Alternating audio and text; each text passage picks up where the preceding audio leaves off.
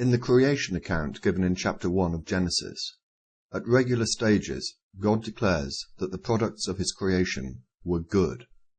In particular, in Genesis 1:4, 1:10, 1:12, 1:18, and 1:21. Finally, when his work was complete, he states in Genesis 1:31 that all was very good. Really? Well, in this video I want to take issue with him over that statement.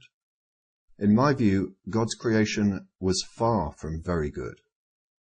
It had several critical design flaws that an omnipotent, omniscient, and omnipresent entity would not, in my view, have ever made.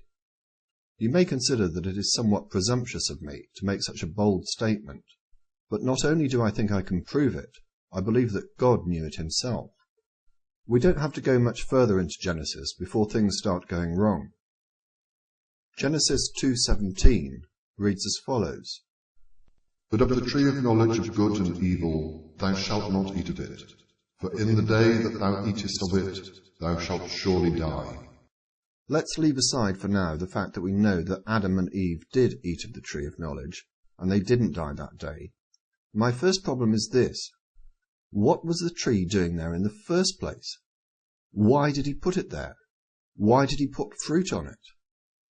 At the beginning of chapter 3 of Genesis, we see another chronic mistake made by God. He'd created a walking, talking serpent, one which spoke a language Eve was able to understand, and one which seemed hell-bent on messing things up. A lying, walking, talking serpent with a desire to mess up all the good work that God has done is not something that, in my view, a perfect God would have included in his creation. Neither did it help that he had imbued in Eve the trait of curiosity and susceptibility to temptation. So, as we all know, the lying, walking, talking serpent convinces Eve to eat the fruit, and she gives it to Adam, and he eats it as well. Then something rather odd happens at Genesis 3:8 to 3:10. At this stage, Adam and Eve appreciate that they are naked and have made clothes from fig leaves. And they heard the voice of the Lord God walking in the garden in the cool of the day.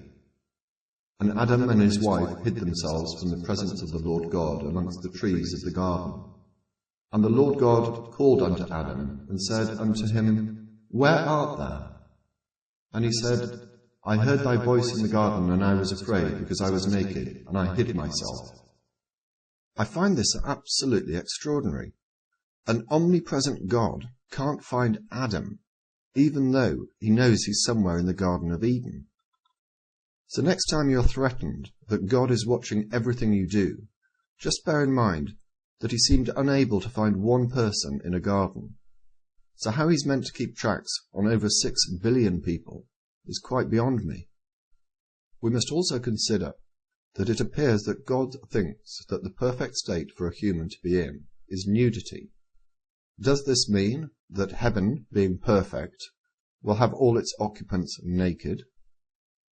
It's something to bear in mind next time you contemplate a life of eternity with God. Things don't improve a great deal in Genesis 4, in which Cain kills his brother. By the time we get to Genesis 6, things have become so bad, although it's not entirely clear why, that God repenteth that he made man at all. So he decides to commit global genocide, save for Noah, who for some reason has found favour in his eyes. Now you may have thought that he might have had the decency to make the ark for Noah, but he was clearly too peeved to be bothered. I mean, come on, he built an entire universe, but he couldn't be bothered to build a little ark? He could certainly make it rain for 40 days and 40 nights, but left it to Noah to build the ark and collect all the animals. Anyway, let's move on. After a year or so, when everything had been killed off, Noah was free to leave the ark, and as stated in Genesis 9:13, God appears to have regretted his actions in committing genocide, and, as a covenant with Noah, never to do it again, gave us a rainbow in recompense. A small token, you might think, for someone who'd committed global genocide. And whether Noah was in fact the best choice God could have made to save is questionable, as one of the first things that Noah did was to plant a vineyard and get drunk. See Genesis 9:21. On to Genesis 19. Again, God's master plan has gone terribly wrong, this time in Sodom and Gomorrah, which God blasts away with fire and brimstone.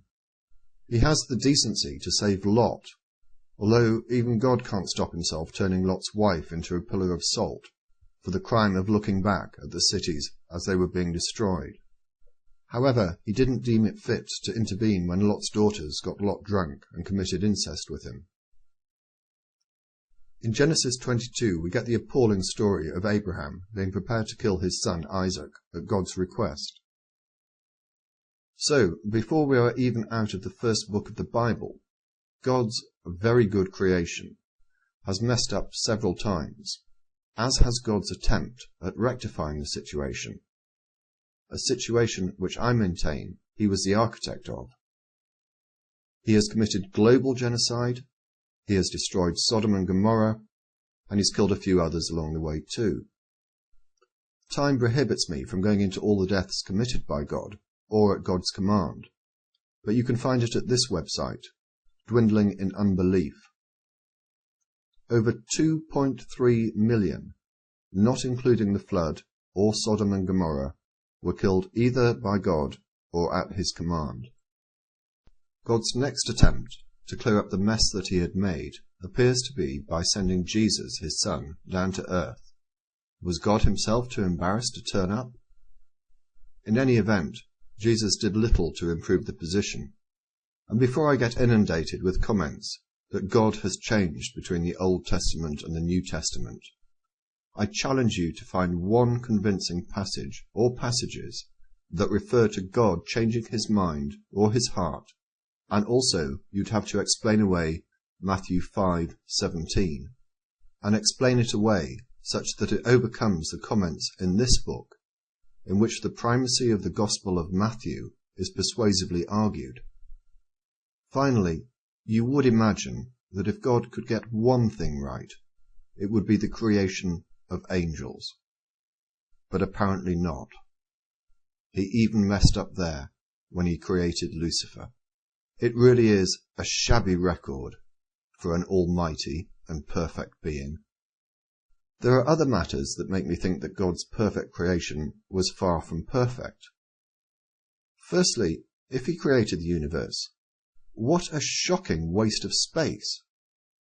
The universe is billions of light years in diameter. He made all of that just to allow us to live on a small part of the crust of an average planet. Then, of course, we could mention illness, disease, famine, tsunamis, volcanoes, hurricanes, tornadoes, fires, cancer. The list goes on and on. And if God did not foresee the fact that his very good design would go wrong, why did he create hell? And yet, despite all of this, despite all of God's utter incompetence, his vindictiveness, his bloodthirsty nature, his unforgivingness, his anger, his capriciousness, every day, throughout the world, millions will clasp their hands together, kneel and pray to an entity that they consider is perfect, loving, and caring.